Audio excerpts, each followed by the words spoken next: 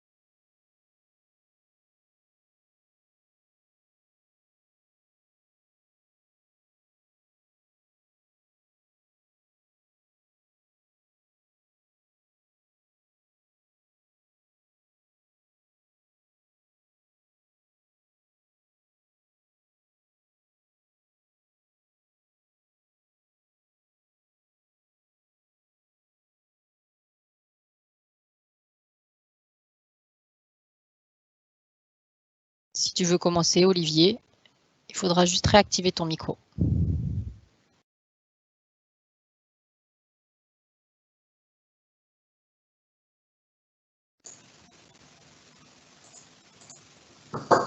Écoutez, c'est parti.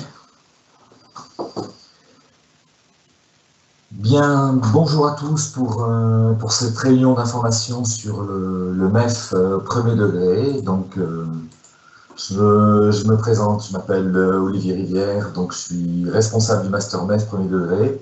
Je suis par ailleurs formateur au sein de l'INSPE et j'interviens dans ce master comme dans d'autres formations de l'INSPE. Donc l'objectif aujourd'hui, c'est d'essayer de clarifier un certain nombre de points concernant comment faire pour devenir professeur des écoles, sachant que je vais essayer de balayer un empan assez large pour vous donner quelques indications dont j'espère qu'elles seront les plus précises possibles. Voilà. Alors, pour devenir professeur des écoles, il faut... Alors, pardon, excusez-moi. Professeur des écoles est un emploi. Professeur des écoles est un emploi qui est délivré, qui est dispensé à travers un processus de recrutement qui dépend de l'éducation nationale. J'y reviendrai tout à l'heure. Par ailleurs, pour devenir professeur des écoles, il faut suivre une formation qui, elle, est dispensée par l'université. Ce sur quoi je veux insister dans cette première diapo, c'est la présence de deux entités différentes qui n'ont pas tout à fait le même rôle.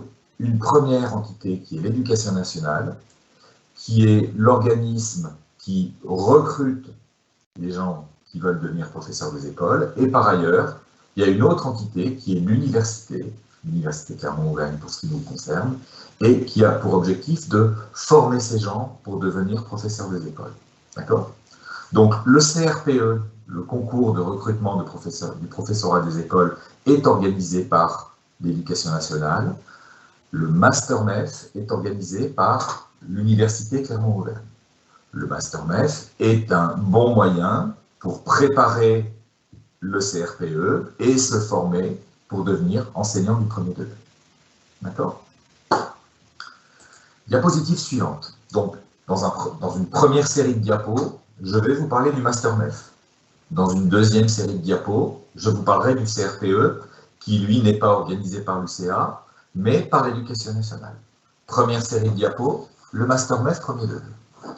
Bon, le Master MEF, comme son nom l'indique, est un master. À ce titre-là, c'est une formation universitaire.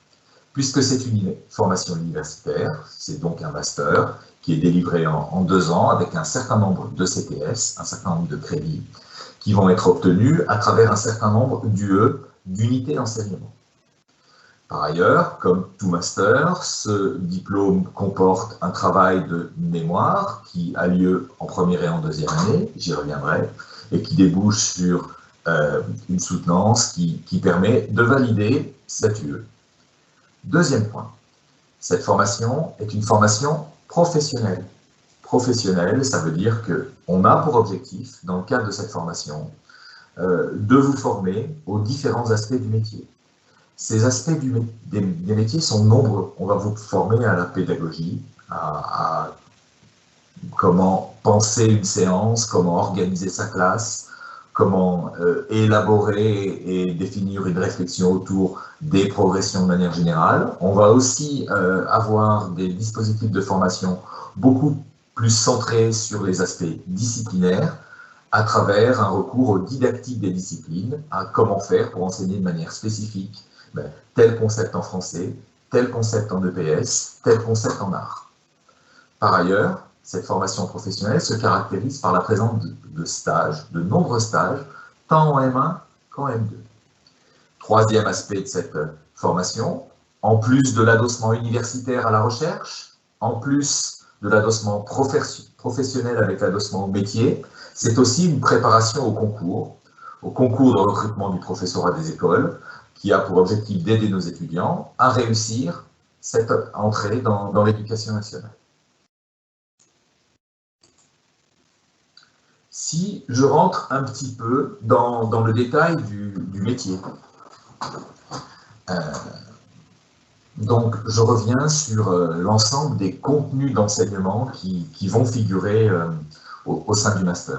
Ces contenus sont extrêmement nombreux. Alors, pas tous répartis de manière équitable, il faut en convenir, mais extrêmement nombreux. Dans le module sur la pédagogie, vous allez apprendre à organiser une préparation de séance, vous allez apprendre à organiser votre classe, je l'ai déjà dit, vous allez avoir des informations sur la connaissance des élèves, quelles sont les caractéristiques d'un élève de 3, 7, 8 ans. Vous allez avoir des informations institutionnelles sur comment fonctionne globalement le système, quelles sont ses contraintes, quels sont les supports mis à disposition des enseignants. Et puis, vous allez avoir des choses qui sont effectivement plus liées au contenu. Donc, j'ai essayé de lister ici l'ensemble des disciplines qui vont être rencontrées dans le cadre de la formation. Alors, certaines de manière plus importante que d'autres. Dans la nouvelle maquette qui va être mise en œuvre à partir de septembre 2021, il y a une place non négligeable pour le français et les mathématiques, mais nous avons essayé de maintenir une place, modeste certes, mais qui nous semble vraiment importante sur le fond, concernant l'ensemble des autres disciplines enseignées à l'école. L'histoire, la géographie, l'éducation morale et civique, les sciences de la vie de la Terre, les sciences physiques, la technologie, l'histoire des arts visuels, musique et enfin l'EPS. Vous voyez qu'il y a une quantité de disciplines scolaires tout à fait importante. C'est une vraie caractéristique du métier. Hein. Le métier d'enseignant du premier degré se caractérise avant tout par la polyvalence. Hein.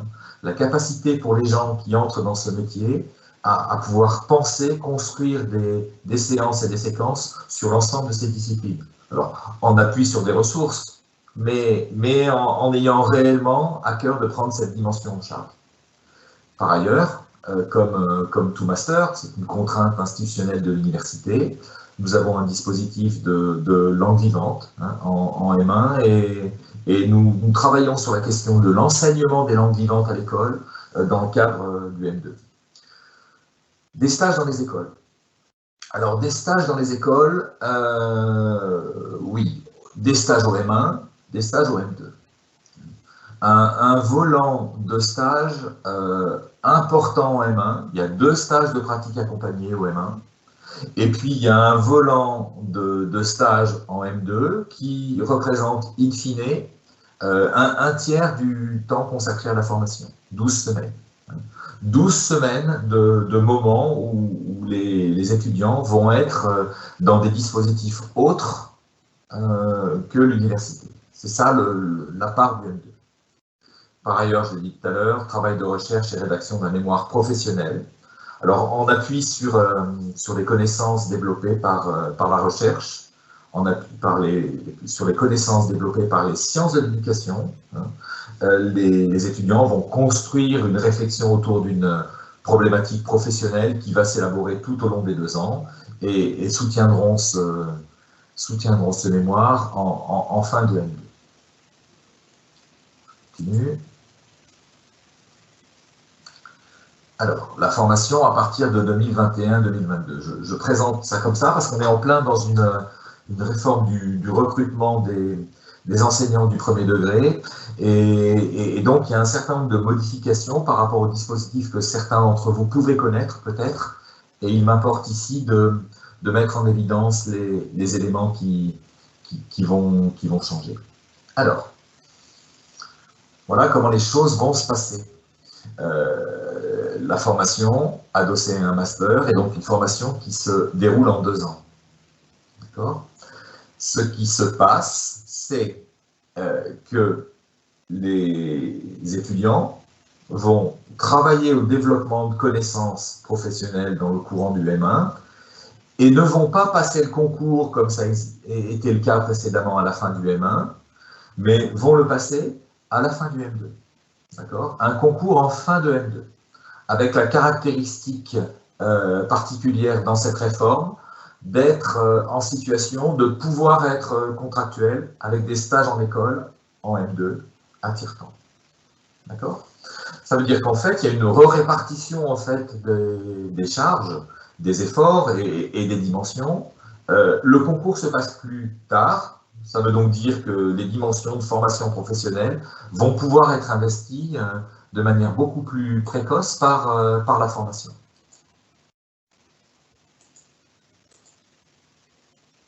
Un concours en fin de M2 pour les gens qui ont le master. Hein.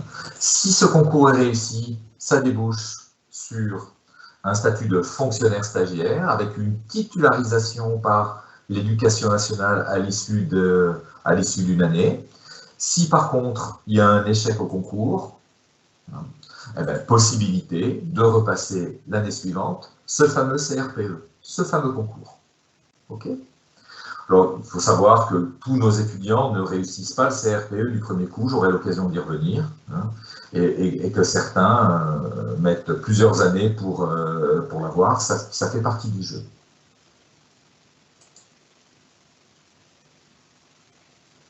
En rentrant en M1, à partir de septembre 2021 et les années suivantes, il y aura donc un CRPE en fin de M2, avec un dispositif de recrutement qui, peu ou prou, ressemble au moins en partie au dispositif qui existait jusqu'à présent. Toujours le même dispositif, des épreuves d'admissibilité et des épreuves d'admission. Des épreuves d'admissibilité qui se déroulent à l'écrit, des épreuves d'admission qui se déroulent à l'oral. Alors, il y a des points de suspension dans mon PowerPoint parce que le dispositif est en cours d'élaboration par le ministère de l'Éducation nationale.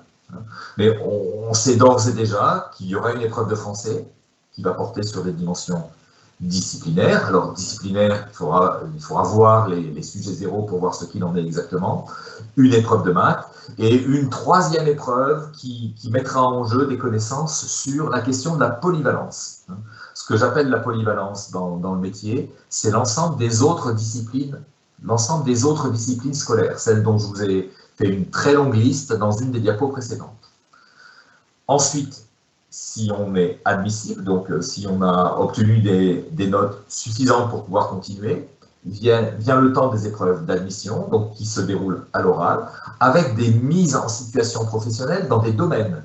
Alors, dans des domaines qui vont être les mathématiques, le français et d'autres aspects du métier. Bon, mais on a encore le temps de voir ça, puisque les premières épreuves d'admission seront pour Pâques 2023, si je ne me trompe pas. Oui, donc nous avons le temps de parler de tout ça.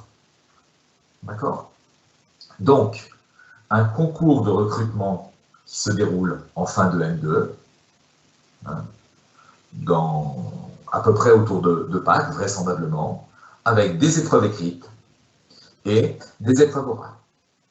un dispositif de préparation qui est intégré au master et qui permet aux candidats d'optimiser leurs chances de réussite à ce concours.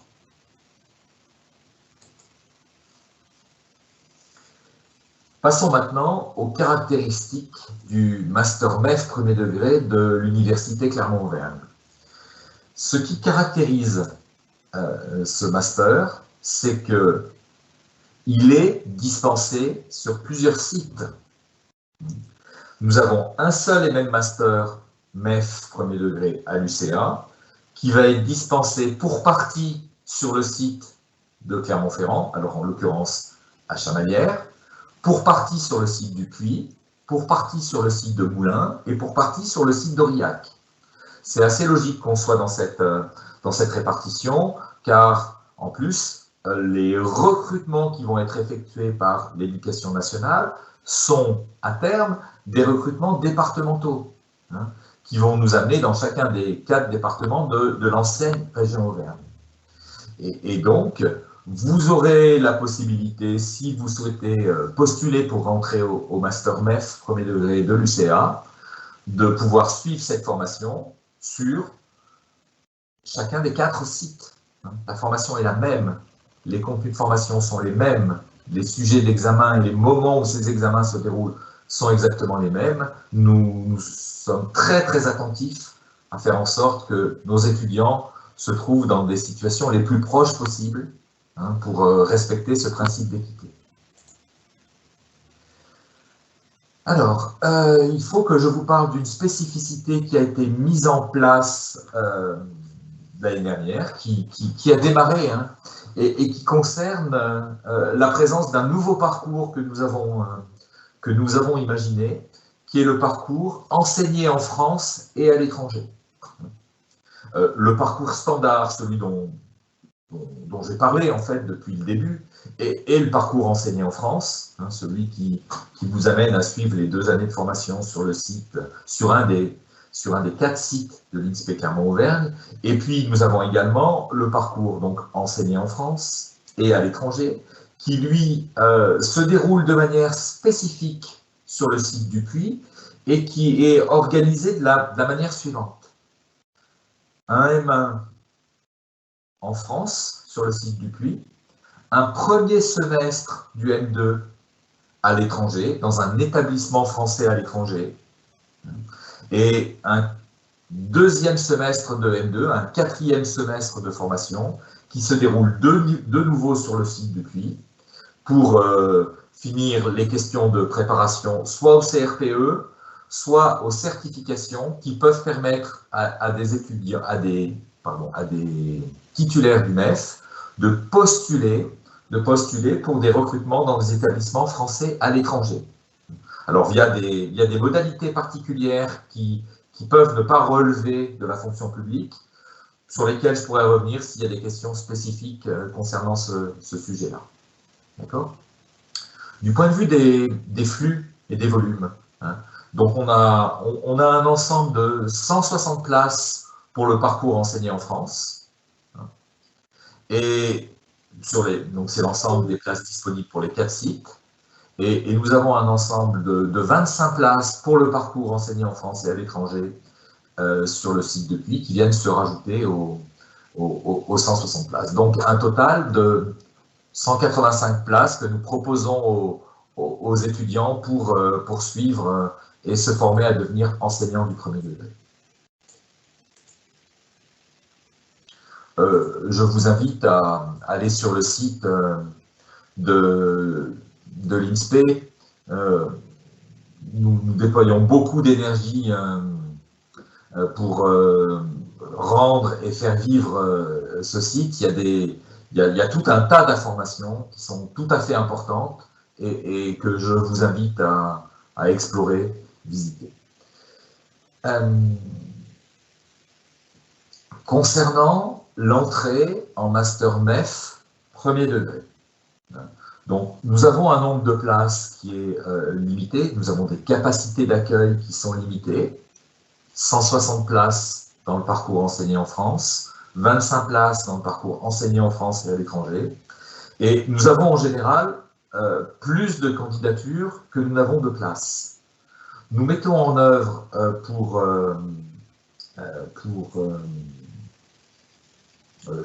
choisir, pour aider les étudiants à se positionner dans ces formations, un dispositif de barème qui permet aux candidats de faire valoir un certain nombre d'éléments dans le parcours antérieur pour pouvoir rentrer à l'INSPE. Nous valorisons ainsi les dispositifs de pré-professionnalisation, de rencontre avec les métiers de la formation et de l'enseignant du premier degré via les parcours pluridisciplinaires, via les parcours de pré-professionnalisation, via les UE libres organisés par l'INSPE Clermont-Auvergne qui ont pu être suivis par les étudiants dans le cadre de leur licence. Nous valorisons aussi, pour l'entrée en M1, des dispositifs d'engagement des étudiants dans des dispositifs périphériques en lien avec les questions d'éducation et de formation, type les supports AED, type l'engagement dans des associations périphériques de l'école, de soutien scolaire. Je vous invite à vous promener sur le site de l'INSPE pour voir l'ensemble des modalités que nous mettons en œuvre sur ce dispositif-là. Nous valorisons aussi pour permettre à des gens alors, qui seraient dans des profils un petit peu différents, qui seraient plutôt, eux, dans des profils de reconversion professionnelle, hein, de faire valoir cette expérience professionnelle pour obtenir un certain nombre de points et pouvoir ainsi plus facilement accéder à nos formations. Voilà. Le dispositif repose donc sur un barème qui présente la caractéristique pour l'instant, j'espère que ça va durer, d'être stable, d'être relativement stable. Il y a donc pour les étudiants la possibilité de construire des stratégies à moyen terme et de permettre de préparer cette entrée en master dès la L2 en fait, puisque des choses commencent dès la L2 de ce point de vue-là. Voilà. J'en ai terminé sur la première partie de mon exposé, donc qui concerne la présentation du master MEF premier degré de l'INSPE Clermont-Auvergne. Je vais maintenant passer à la deuxième partie de mon exposé, qui concerne le processus de recrutement par l'éducation nationale via ce concours, le CRPE, concours de recrutement du professorat des écoles, et je ne peux qu'inviter les lycéens, étudiants, adultes en reconversion, à vous rendre sur le site du ministère de l'Éducation nationale, à la page que je fais figurer ici, que vous pouvez trouver très facilement avec un moteur de recherche, sur devenir enseignant. Vous y trouverez une somme d'informations tout à fait importante que je vous invite à explorer. Par ailleurs, Olivier, si je peux me permettre juste de t'interrompre une minute, avant que tu continues peut-être avec le concours, j'ai 2 ou 3 questions sur la partie que tu viens de développer. Peut-être on peut y répondre tout de suite vu que ça suit ce que tu viens de dire. Par exemple, j'en ai une. Est-ce qu'un service civique est pris en compte dans la valorisation du dossier ? J'ai envie de dire oui, il faudrait que je vérifie dans le barème. De toute façon, c'est le barème qui fait foi. D'accord ? Donc, il me semble me rappeler que le service civique fait partie des éléments. Oui, ça je pourrais le vérifier en direct avec la personne si je l'ai, il n'y a pas de souci. À savoir que les barèmes sont en ligne sur notre site. Le barème est en ligne, il n'y a absolument rien de caché, tout est visible par tout le monde. Okay. J'ai une autre question. Combien y a-t-il de demandes chaque année? Je suppose que c'est pour le M1, pour rentrer en M1. Oui, alors, il y a un nombre très important de demandes, plusieurs centaines. En même temps, alors quand je dis plusieurs centaines, je cumule dans ce plusieurs centaines les demandes sur chacun des sites. Par exemple, comprendre que quelqu'un qui fait une demande pour rentrer en M1 au Puy, pour rentrer en M1 à Chamalières, pour rentrer en M1 à Aurillac, pour rentrer en M1 à Moulins, ça fait 4 demandes. Donc, au-delà de chiffres qui semblent, comme ça, a priori, très, très impressionnants, hein, il y a, ce que je peux dire malgré tout, c'est qu'il y a une quantité de demandes importante. Par ailleurs, dans le processus de candidature Trouver mon master, il faut savoir que c'est un processus national. Ça veut donc dire que l'ensemble des étudiants de France mettent en œuvre un processus d'inscription multiple. Et donc, au-delà du nombre important de demandes, finalement, il faut considérer que parmi les 900 ou 1000 candidatures qu'il peut y avoir, il y a parfois des inscriptions multiples d'une même personne. Il y a aussi parfois des candidatures d'étudiants qui, par ailleurs, ont prévu de faire plutôt leur master MEF à Montpellier, hein, et ne voient la solution INSPE Clermont-Auvergne que comme une solution de repli s'ils n'obtiennent pas satisfaction sur le site de Montpellier. C'est comme ça que s'élaborent les stratégies étudiantes. D'accord? Bon, cependant, il convient quand même de dire que nous avons un nombre de demandes plus important que le nombre de places que nous avons, que nous proposons. Ça c'est évident. Tout l'intérêt d'optimiser ces stratégies de construction et d'obtention de points sur les marchés. J'espère avoir répondu à la question. Alors, une autre question. Est-ce que l'engagement dans les clubs sportifs comme bénévoles encadrants sont pris en compte dans la valorisation du dossier? Je ne crois pas. Non. Je fais des réponses brèves. Hein. Bon, bah après, l'essentiel est de répondre. Bonjour, la moyenne Bac plus 2 correspond à l'année de L2 seulement ou L1 plus L2? L2. L2 uniquement? Oui.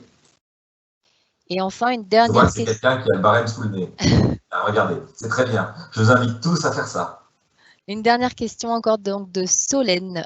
En cas d'échec au concours CRPE, quels sont les autres débouchés possibles? Alors ça, on y viendra peut-être après quand tu vas parler du concours, remarque. Je peux en parler maintenant. Vas-y. Je peux en parler maintenant, c'est pas un problème. Alors, Master MEF, premier degré, c'est donc un master, un diplôme de l'université, dont la fonction principale est quand même plutôt de s'orienter sur les métiers du premier degré. Alors, nous avons un certain nombre d'étudiants, alors pas important, j'en conviens, hein, c'est pas du tout la majorité, mais qui décident, parce qu'ils se rendent compte en cours de M1 ou en cours de M2 qu'ils ne sont pas faits pour ça, de ne pas devenir enseignant du premier degré, et pour autant d'aller au bout de leur master. Il y en a un certain nombre qui ont trouvé de l'emploi dans des associations, périphériques de l'école, dans des choses en lien avec la question de l'enseignement ou de l'éducation. On en a par ailleurs un certain nombre d'autres qui se réorientent complètement et qui passent, par exemple, des concours administratifs ou qui se lancent vers autre chose. Voilà. Mais je ne vous cacherai pas que l'immense majorité des gens qui suivent le MEF aspirent à devenir enseignants du premier degré, et j'essaierai de montrer dans la deuxième partie que c'est possible. Alors, j'ai encore une ou deux questions sur le barème, donc on va les traiter maintenant, vu qu'on est là-dedans. Pour candidater sur e-candidat, voilà, parce qu'il faut bien passer sur e-candidat, tout à fait, faut-il autre chose que le barème? Faut-il renseigner aussi un CV et une lettre de motivation? Alors ça, par contre, moi, je peux apporter une réponse. Sur le site de l'INSPE, dans candidature et inscription, MEF premier degré, nous avons mis toutes les pièces à fournir dans le dossier. Donc, vous trouverez toutes ces informations sur le site internet. Je ne sais pas si tu veux rajouter quelque chose, Olivier. Bon, c'est parfait. Allez sur le site. Franchement, le site est très bien fait. Vous allez trouver les réponses à tout un tas de questions précises sur ce site. N'hésitez pas. Ensuite, est-ce que le questionnaire de barème est le même que l'an dernier? Non. Il a évolué à la marge parce qu'en fait, on a réorganisé, en gros, on a réorganisé 2 items pour faire en sorte qu'ils ne soient pas cumulatifs. Voilà. Les modifications sont mineures. Alors, autre question de Solène. Est-ce qu'avoir été en alternance dans une entreprise rentre également en compte dans le barème?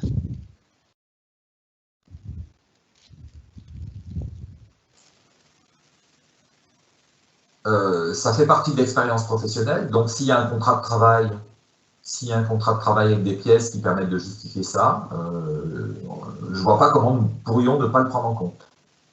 Mais ce que nous avons cherché à faire dans cette version 2021 du barème, c'est vraiment d'essayer de définir 2 profils. Soit vous allez chercher à obtenir des points via un parcours, via une formation initiale, en lien avec des questions, avec un intérêt pour les questions d'éducation et d'enseignement, soit vous êtes dans un dispositif de reconversion professionnelle.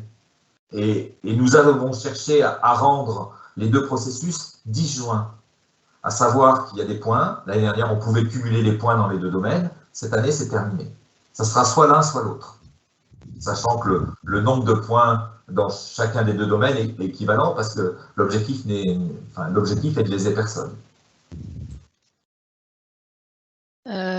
Pourriez-vous donner une idée du nombre de points minimum au barème pour intégrer le site de Chamalières?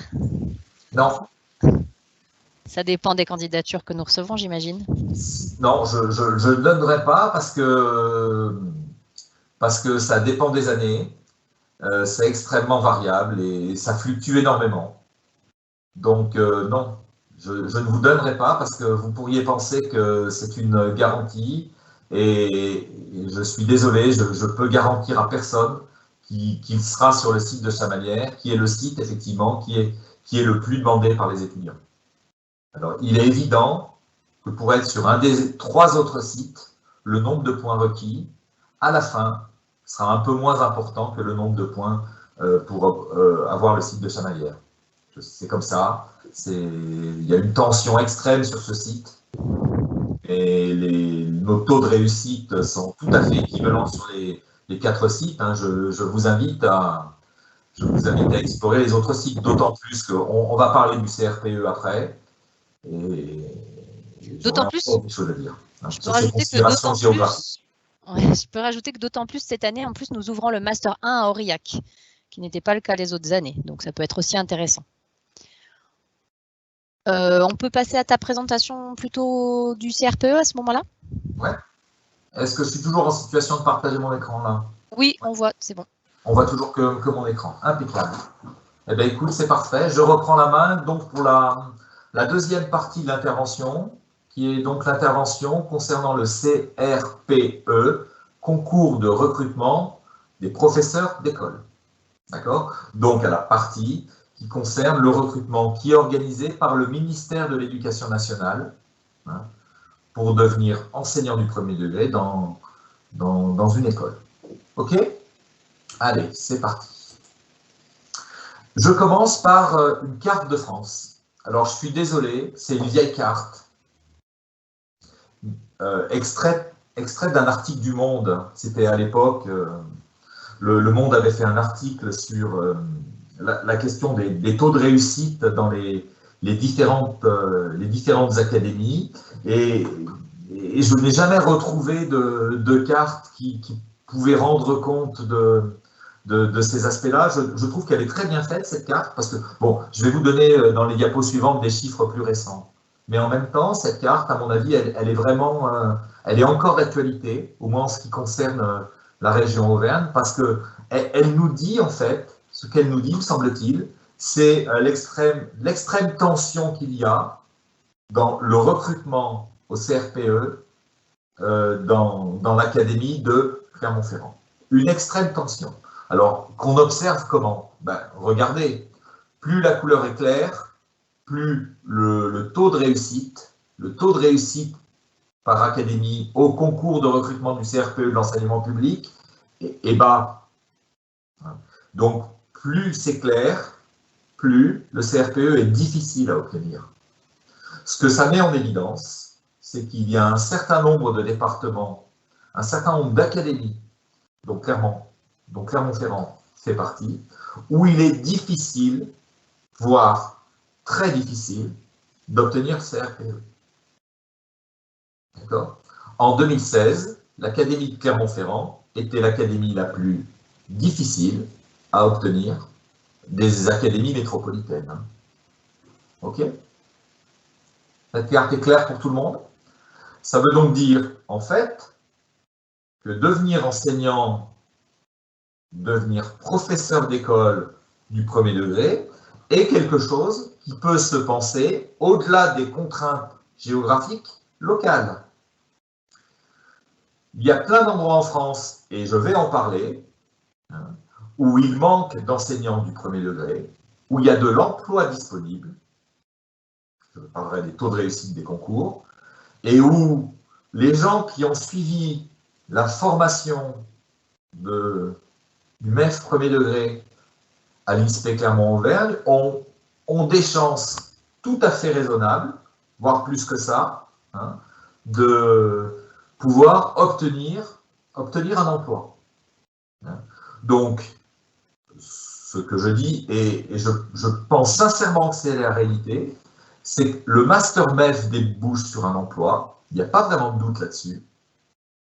Par contre, cet emploi n'est pas nécessairement à Clermont-Ferrand, ni même en Auvergne. Bon, mais c'est le cas de beaucoup de masters quand même, me semble-t-il. Ok ? En clair dans le texte, nous sommes une académie exportatrice, à savoir que nous formons un certain nombre d'étudiants et de futurs enseignants du premier degré pour les autres départements, français. J'essaye de rentrer dans le détail des données statistiques du CRPE. Alors là, maintenant, je vous parle des données statistiques du dernier CRPE. Dernier CRPE, celui qui a eu lieu l'année dernière d'une manière un petit peu particulière, mais qui donne quand même des indications sur ce qu'il s'est passé et sur ce qu'il risque de se passer, puisque le nombre de postes offerts en 2021 au CRPE est stable. D'accord ? Un nombre de postes stable. Voilà. Alors, en fait, ce sont les chiffres que j'ai extraits du site du ministère. Donc, il y a 10 000 postes nationalement qui sont offerts au CRPE. 30 000 candidats. En fait, il y a 74 000 candidats inscrits. Je vous expliquerai pourquoi. Et en gros, 30 000 candidats présentent aux épreuves écrites. Il y a un différentiel important entre le nombre de candidats inscrits et le nombre de candidats présents aux épreuves écrites. Pourquoi ? Parce que les candidats, j'invite mes étudiants, par exemple, à s'inscrire en début d'année à plusieurs endroits. Parce que, alors, j'inviterai mes étudiants en début de M2 à s'inscrire à plusieurs endroits pour qu'en fait, ils optimisent leurs chances de réussite en fonction du niveau qui va être le leur. Quand on arrive en master, on ne se rend pas compte en fait du niveau qui est le sien par rapport à ses pairs. Vous venez tous de licences ou de parcours professionnels extrêmement variés. Il est évident que c'est une information importante dont on doit disposer pour essayer d'optimiser ses chances de réussite rapide, voire immédiate, au CRPE. D'accord ? Sur ces 30 000 candidats, il y en a une petite dizaine de milliers qui sont déclarés admis. Il faudra remarquer qu'il y a moins de candidats admis que de postes offerts. Ça veut dire qu'il y a des endroits où ils n'ont pas trouvé des candidats. D'accord ? Ce qui fait un bilan national de 30% des présents admis aux épreuves orales. D'accord ? Rentrons un petit peu dans le détail de ces chiffres. Ça vient du site du ministère. D'accord ? Ce sont les chiffres officiels du ministère. Vous avez les indications pour la totalité de la France. ce qui va me permettre de faire un certain nombre de zooms. Premier zoom, quand je regarde ce qui s'est passé dans notre académie, dans l'académie de Clermont-Ferrand, il y avait donc 127 postes, 1600 inscrits au concours. On va relativiser ça immédiatement parce qu'il n'y avait que 630 présents, d'accord, donc beaucoup moins que moitié moins, et 127 admis. Il est évident qu'en Auvergne, où la tension sur le recrutement est forte, il y a une grande difficulté à avoir le concours localement, toutes les places sont prises. Toutes les places sont prises. OK ? Je continue pour attirer votre attention sur deux académies. Alors, qui ne sont pas forcément des endroits où vous avez envie d'aller vivre, mais ça donne quand même une indication. Ça donne quand même une indication. Créteil et Versailles, les académies de la région parisienne. Regardez ce qui se passe dans ces académies. Prenons Créteil par exemple. 1500 postes, d'accord, 1082 admis. Il y a plus de 400 postes qui n'ont pas été pourvus. J'ai un certain nombre d'étudiants clermontois qui auraient été avisés de s'inscrire sur l'académie, enfin surtout ceux qui ont échoué au CRPE, de s'inscrire sur l'académie de Créteil pour avoir un emploi dès l'année prochaine. Regardons l'académie de Versailles, c'est encore pire. Enfin non, c'est pas pire, pardon. 1690 places, 1472 admis. D'accord ? Un taux de réussite de 80%. 4 chances sur 5 d'avoir un concours quand on se présente sur Versailles. 7 chances sur 10 quand on se présente sur l'académie de Créteil. C'est un taux extrêmement élevé pour un concours de recrutement. Et sachez par ailleurs que dans l'ensemble des candidats parmi l'ensemble des candidats qui se présentent, beaucoup n'ont pas bénéficié des conditions et de formation et de préparation au CRPE que nous mettons en œuvre sur l'académie et à l'INSPE. Donc je pense en fait que la probabilité de réussite d'un étudiant clermontois sur ces deux sites-là est encore plus importante que les chiffres qui sont affichés ici. Mais il y a aussi des situations intermédiaires qui méritent d'être étudiées. J'ai essayé de faire figurer en rose des académies que je qualifie d'intermédiaires. Des académies qui ont des taux de réussite compris entre 35 et 46-47%. Ce sont des taux de réussite très très élevés, très élevés, qui couvrent des endroits extrêmement différents de la France.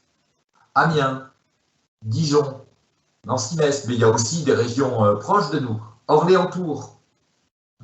Nous avons pas mal d'étudiants qui partent passer le CRPE sur Orléans-Tours. Le taux de réussite est tout à fait important, 37%. C'est presque le double du taux de réussite de Clermont. D'accord ? Bon, par ailleurs, je ne sais pas si vous vous rappelez, mais dans la carte que je vous avais montrée qui concernait le CRPE 2016, le taux de réussite de l'Académie de Montpellier était extrêmement élevé.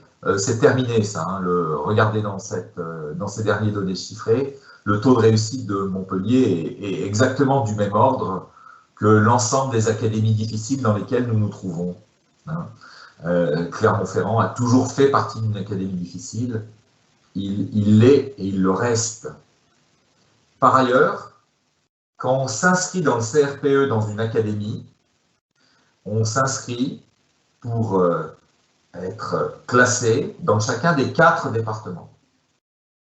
Dans chacun des 4 départements. Et donc, ça ne veut pas dire, par exemple, qu'il y a 127 candidats qui vont devenir enseignants du premier degré dans le Puy-de-Dôme. C'est faux. Sur ces 127, il y en a, que je ne dise pas de bêtises, une soixantaine. Il y en a une soixantaine. Les 70 autres sont répartis dans les 3 autres départements de l'académie, une petite partie à Aurillac, une petite partie au Puy, et une partie plus importante à Moulins. D'accord? Il y avait une quarantaine de places l'année dernière au CRPE à Moulins. Et entre 10 et 15, allez, une quinzaine sur Aurillac et Le Puy. Ok?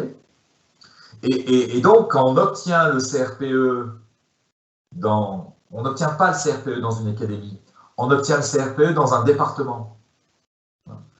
Ça veut dire qu'on est engagé, contraint de commencer sa carrière dans ce département.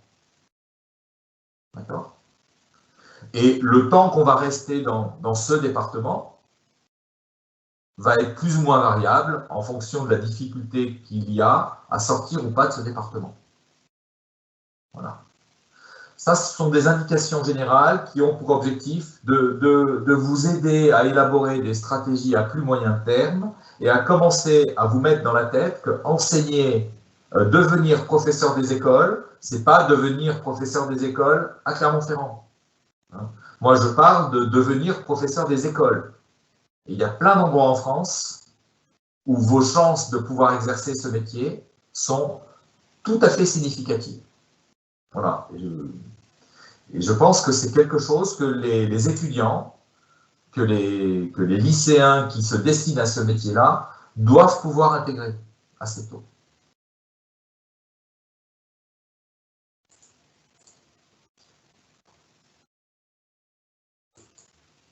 Je crois que c'était ma dernière diapo concernant le CRPE. On va passer donc peut-être, j'ai quelques questions sur le concours. Oui, alors je vais arrêter le partage peut-être, non?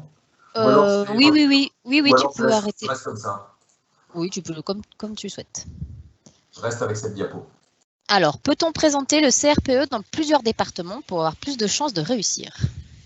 Alors, vous ne présentez pas le CRPE dans un département, vous présentez le CRPE dans une académie. Et mis à part l'année dernière, qui était une année tout à fait exceptionnelle, vous ne pouvez pas présenter le CRPE dans plusieurs académies. Parce que les épreuves écrites ont lieu en même temps. Il se trouve qu'à cause du Covid l'année dernière, certains étudiants ont pu passer jusqu'à 3 CRPE différents, puisqu'il y avait 3 dates d'écrit différentes. Soit dit en passant, ceux qui ont pu passer 3 CRPE différents étaient ceux qui s'étaient inscrits en septembre dans plusieurs académies. D'accord? Donc, je n'imagine pas que le ministère de l'Éducation nationale puisse se retrouver dans la situation dans laquelle il a été l'année dernière et pas contrôler le fait qu'il y a une règle relativement intangible qui est mise en œuvre depuis des années, exception faite de l'année dernière, qui consiste à dire que les dates des écrits du CRPE sont nationales. Donc la réponse est non, sauf cas exceptionnel, dont j'ai du mal à imaginer qu'il se reproduira. Alors, sera-t-il possible de passer le concours dans une autre académie que celle de notre formation, malgré la réforme? Tout à fait. Aucune difficulté par rapport à ça. Il faut que vous sachiez que ce n'est pas parce que vous faites votre master à l'INSPE Clermont-Auvergne que vous êtes captif de l'académie. Une fois que vous avez, à l'issue de votre master, vous passez le CRPE où vous voulez.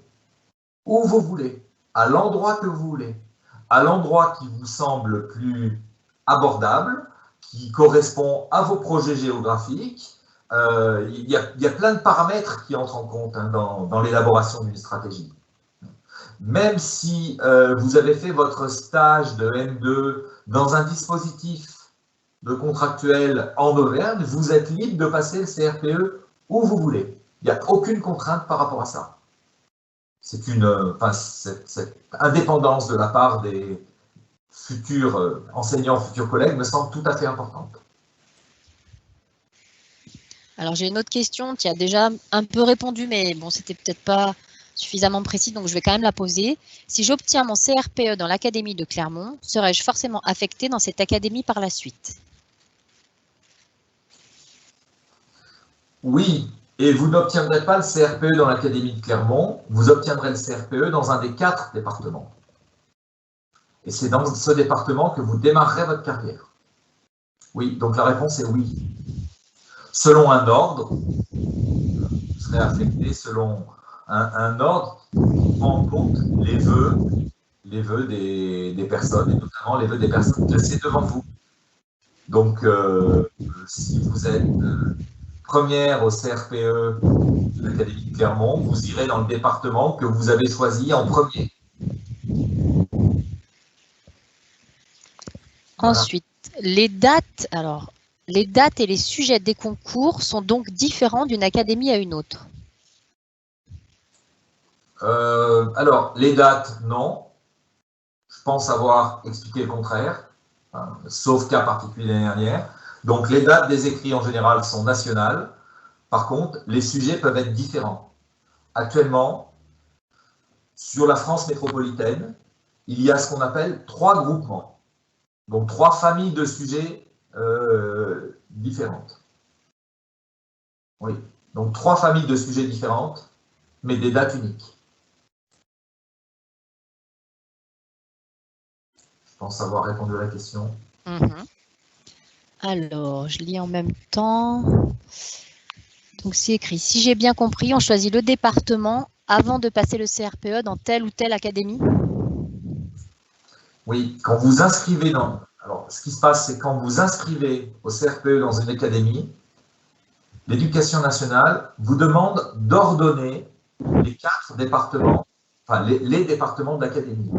Dire par exemple, je veux en premier être dans le Cantal, en deuxième en Haute-Loire, en troisième dans le Puy-de-Dôme, en quatrième être dans l'Allier, et vous serez affecté sur un de ces 4 départements en fonction de votre place au concours.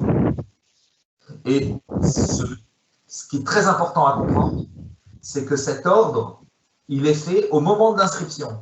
Donc, il est fait en septembre-octobre, quasiment un an avant que vous passiez le concours. Et il est très important parce qu'on ne peut pas revenir dessus. Et il peut avoir des conséquences tout à fait importantes sur la suite.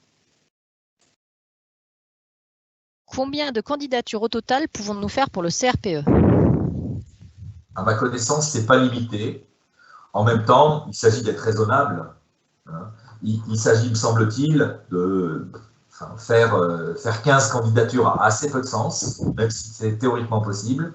Il faut faire des candidatures sur des lieux, sur des académies dans lesquelles on imagine aller. Par ailleurs, faire un acte de candidature dans une académie, ça nécessite de se renseigner sur dans quel ordre il faut que je mette les départements.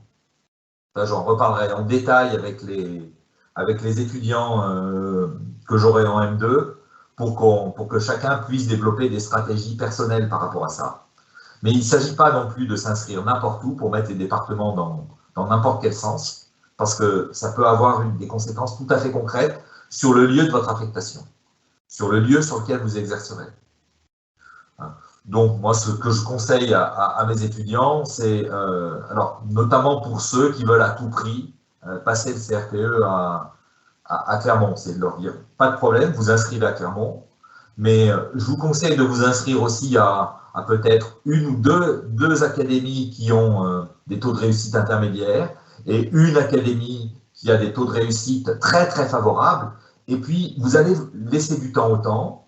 Vous allez laisser démarrer, alors c'est l'année de M1 actuellement, mais pour les futurs candidats, ça sera l'année de M2, pour voir comment vous vous situez par rapport aux autres.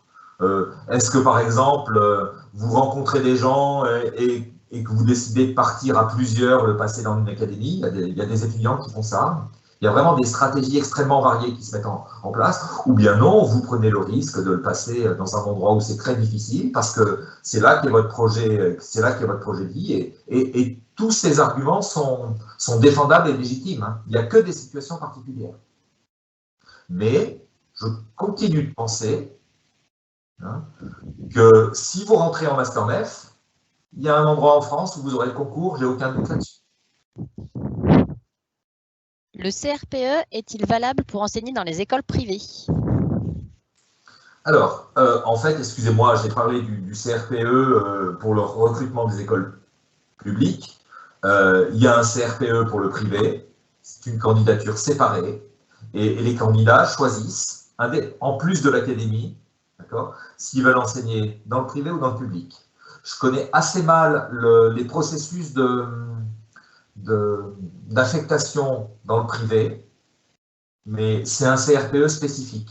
Je vous invite, là encore, à aller sur le site des rectorats, où ces choses-là me semblent mieux expliquées que ce que je pourrais dire par ailleurs. Quelles sont ensuite les difficultés pour changer de département? Vous me demandez de parler vous me demandez de parler d'une institution qui n'est pas la mienne. Moi, je fais partie de l'université. Je ne fais pas partie de l'éducation nationale. Alors, mais vous avez raison. Ce que je peux dire, c'est qu'il y a des départements dont il est facile de sortir, et il y a des départements dont il est difficile de sortir. Il y a des départements dans lesquels il est facile d'entrer, il y a des départements dans lesquels il est difficile d'entrer. Voilà tout ce que je peux dire. Voilà. Et il y a des gens qui, dans l'éducation nationale, sauront vous donner des renseignements meilleurs que ceux que je pourrais vous donner. Tout ça fait partie d'une stratégie globale qu'il faut construire, mais les étudiants ont du temps pour penser à ça. Il est évident qu'il faut peut-être mieux obtenir un CRPE dans une académie qui n'est pas forcément celle dont on rêve, mais surtout dans un département. Il me semble important de bien réussir son CRPE pour pouvoir être affecté dans un département où les gens ont envie d'aller. Parce que plus les gens ont envie d'aller dans un département, plus il sera facile d'en sortir. D'accord? C'est une manière de répondre à la question. Mais j'aurai cette discussion-là avec les M2 ou avec les M1 dans le courant de l'année prochaine. Ensuite, quels sont vos taux de réussite au CRPE? As-tu ça? Je les ai, non, je les ai pas en fait, non, parce que ce que je peux dire, c'est que les taux d'insertion, hein, les enquêtes d'insertion concernant nos étudiants à 3 ans après le diplôme sont excellents. On est à plus de 80, je crois que les dernières enquêtes qui ont été faites, on était à plus de 95% d'emploi. Alors, sachant que ce 95 recouvre des réalités extrêmement différentes. Mais je continue de pouvoir dire que si vous choisissez une académie où le concours est facile, vous allez avoir de grandes chances de l'avoir. D'accord? Vous voyez bien que sur certaines académies compliquées à obtenir, on est limité par le nombre de places qui sont offertes par l'éducation nationale.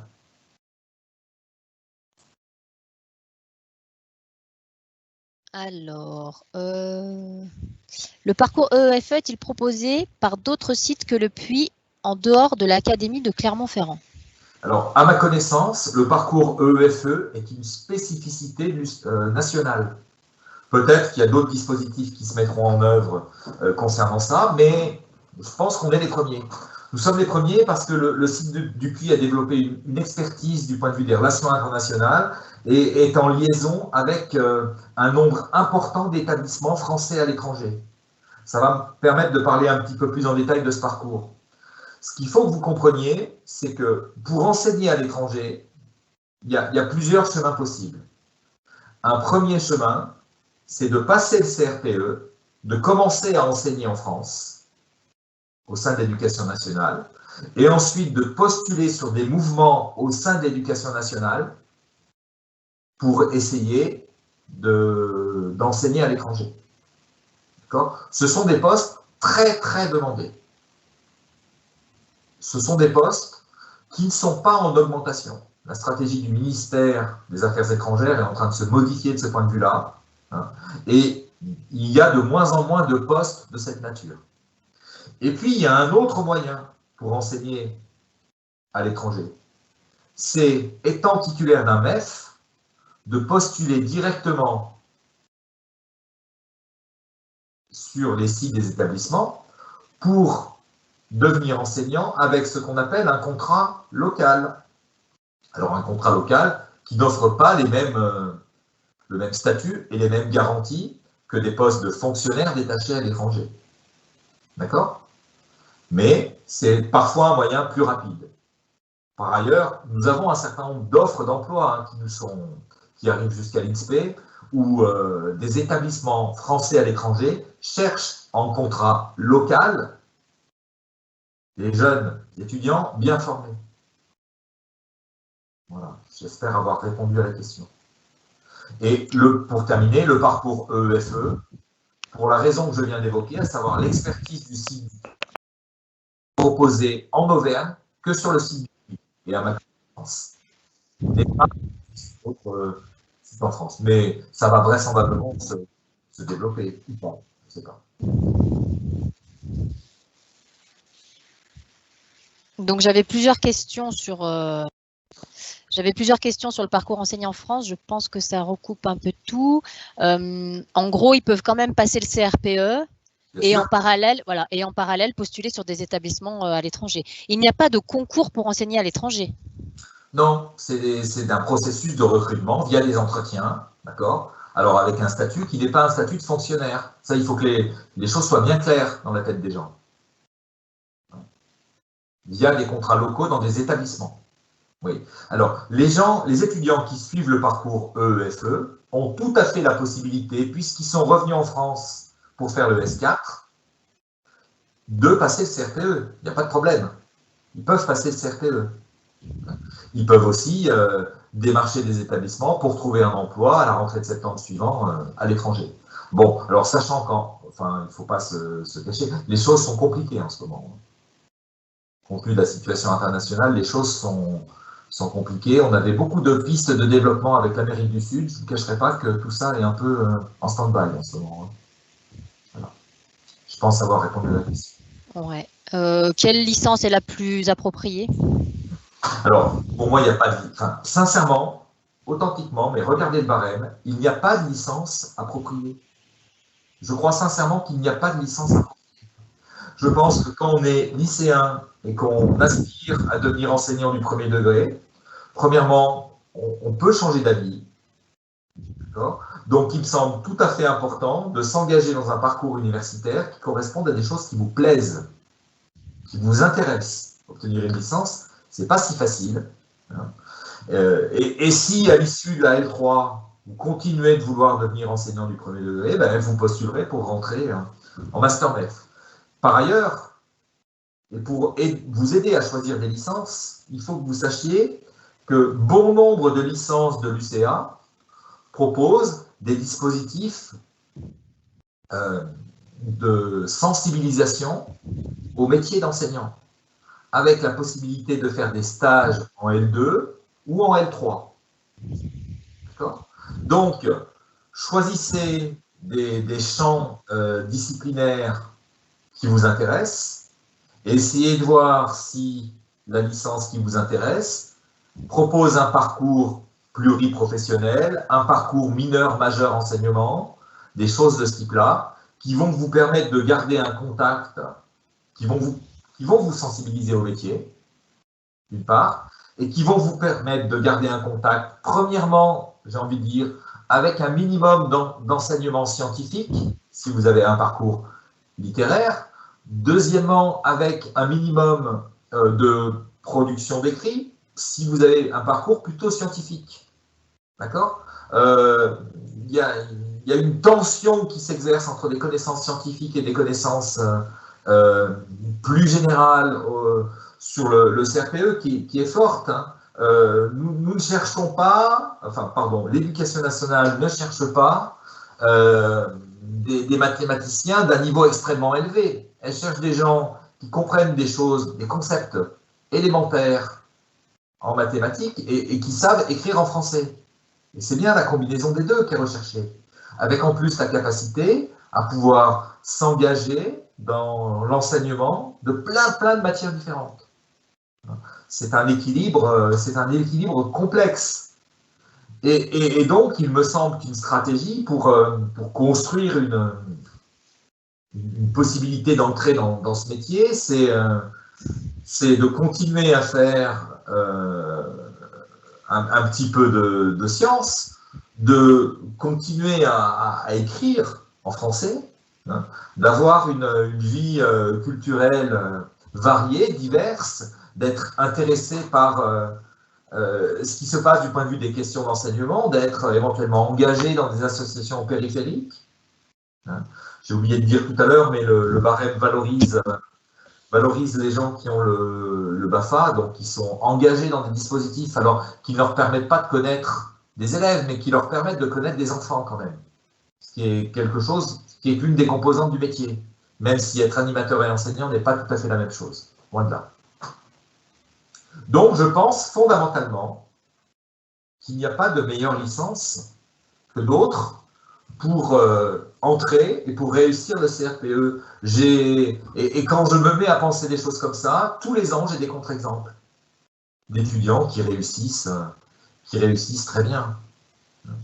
Peut-être que, voilà, donc soyez, alors je ne sais pas si cette remarque vous rassure ou vous inquiète, choisissez des groupes de disciplines qui vous intéressent pour votre licence. Ça me semble vraiment important. Vous ne savez pas de quoi l'avenir est fait, vous avez le droit de changer d'avis, d'accord? Vous avez le droit, à l'issue des stages qui seront mis en place par l'université en L2 ou en L3, de plus du tout vouloir faire ce métier-là. On a un certain nombre d'étudiants qui, en M1 ou en M2, décident de se reconvertir, de faire autre chose. Hein. D'accord? Donc faites des choses qui vous plaisent, ça c'est vraiment important. Je pense avoir répondu à la question. Ouais, je peux juste compléter aussi en disant que l'INSPE ouvre une licence sciences de l'éducation à partir de septembre 2021, pour ceux que ça peut intéresser, qui n'est pas, voilà, comme disait Olivier Rivière, obligatoire pour faire le Master MEF premier degré, bien entendu, mais peut-être que certains peuvent être intéressés par cette licence. Et pour information, il y a eu une réunion d'information sur cette licence aussi sur ce salon Oversup, et cette réunion d'information sera prochainement disponible dans les replays du salon Oversup. On va peut-être prendre encore juste 2 ou 3 questions pour terminer. Combien de fois peut-on repasser le CRPE?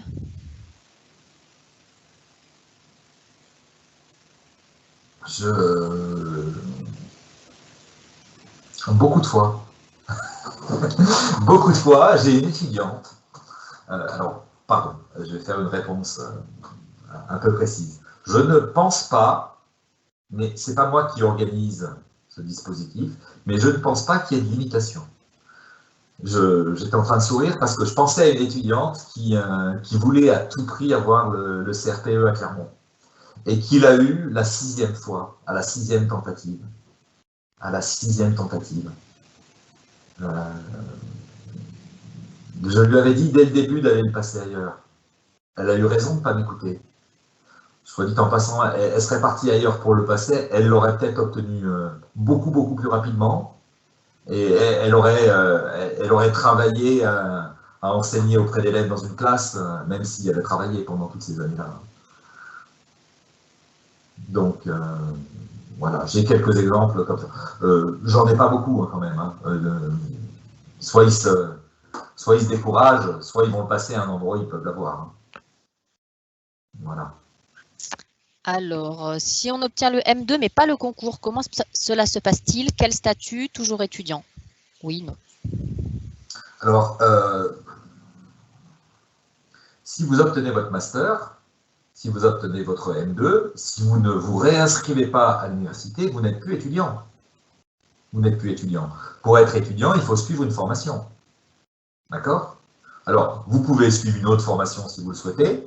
Vous pouvez aussi, si vous êtes titulaire du Master MEF, postuler auprès des services de l'éducation nationale pour pouvoir travailler comme remplaçant, comme contractuel.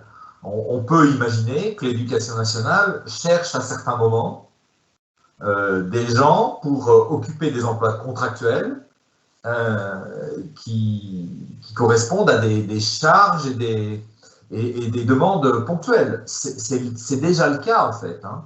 C'est déjà le cas actuellement. J'ai du mal à imaginer que cette possibilité disparaisse à l'avenir. Donc, parmi l'ensemble des choses qui peuvent être faites, postuler pour devenir contractuel de l'éducation nationale est bien sûr une possibilité. D'accord? Bon, il y en a d'autres, hein, mais il y a au moins celle-là. Et repréparer le CRPE, bien sûr. Alors là, c'est plus sur le barème. Faire tuteur à la fac apporte une bonification sur le CV, mais ne rentre pas en compte dans le barème. Point d'interrogation. Oui, ça ne fait pas partie des éléments que nous avons valorisés. Ben, il y a des choix, effectivement, qui sont faits. On a décidé de valoriser. Peut-être qu'on a eu tort. En tous les cas, pour cette année, ça ne sera pas possible de changer le barème, puisqu'il est passé devant l'ensemble des instances représentatives de l'université. Peut-être qu'à l'avenir, ça en fera partie. Mais oui, effectivement, les tuteurs ne rapportent pas de points. Est-ce qu'un an à la FEV compte dans le barème? Reportez-vous sur le barème. Il me semble que oui. Combien de places sur le site de Chamalières? 80. 2 groupes l'année prochaine. 2 groupes de 40. Ouais. Et la dernière question, quelles sont les notes les plus regardées lors du recrutement? Aucune. Aucune note est regardée plus qu'une autre. Non, considérez que nous appliquons ce qui est marqué sur le barème. Nous sommes contractuellement liés par ce qui figure sur le barème. Donc c'est exactement le barème qui va être appliqué. Que le barème, rien que le barème. C'est ça le texte qui régit notre processus de recrutement. Il n'y a pas de processus caché. C'est réellement celui-là. Donc de la même manière que je vous ai dit que, de mon point de vue, toutes les licences convenaient, nous ne regardons pas d'autres notes. Enfin, les seules notes que nous regardons, c'est pour vous affecter des points sur des mentions que vous auriez pu obtenir en L2, en fonction du fait que vous avez plus de 12, plus de 14 ou plus de 16. Voilà. Après, si vous avez validé, vous avez validé. Par ailleurs, avoir 18 dans une licence de maths alors qu'il va falloir enseigner la construction du nombre à l'école élémentaire, il y a assez peu de rapport entre les deux quand même. Hein. Donc, je ne peux rien dire d'autre que nous appliquons le barème. Et si vous regardez dans le barème, vous pouvez voir le seul endroit où nous regardons les notes. Si vous avez réussi à arriver jusque-là, c'est que des notes correctes, vous avez dû en obtenir. Hein. Est-ce que tu sais combien il y a de places sur le site de Moulins? En M1, 40. 40 places. Okay. Et bon, j'ai une dernière question qui vient de tomber, alors je vais quand même la prendre. Et après, on s'arrêtera là. Pour le barème, en ayant fait une classe préparatoire aux grandes écoles, les notes sont forcément plus basses que celles de la fac. Cela est-il pris en compte? C'est une exception, c'est un cas d'exception où nous regardons dans ce cas uniquement les notes du S5. Semestre 5, donc. Ouais. Bien, et bien, je pense que... Il faut bien l'expliquer dans le dossier, par contre. Hein. Ah oui, sur la lettre de motivation peut-être. C'est vraiment une exception, donc on a un cas ou deux tous les ans. Donc nous avons fait le tour des questions. Je pense que tu as pas mal répondu quand même aux interrogations. Donc cette réunion d'information va se terminer là. Moi, j'en profite juste pour dire que normalement, la journée porte ouverte de l'université sera le 6 mars. Dans quelle modalité, pour l'instant, c'est un petit peu compliqué de le dire. Nous vous invitons à suivre notre actualité, bien évidemment, sur le site de l'INSPE et sur nos réseaux sociaux. Et puis voilà, Olivier, si tu veux terminer. Écoutez, j'espère avoir été clair. Si vous avez des questions complémentaires, n'hésitez pas à nous contacter. Je pense, et n'hésitez pas à vous rendre sur le site. Il y a vraiment beaucoup d'informations. Il y a une partie description qu'on a réalisée cette année sur comment faire pour remplir e-candidat et compléter les éléments du barème. Voilà, reportez-vous au barème, que le barème, rien que le barème et tout le barème. Voilà. Eh bien, bonne journée à tous. Au revoir.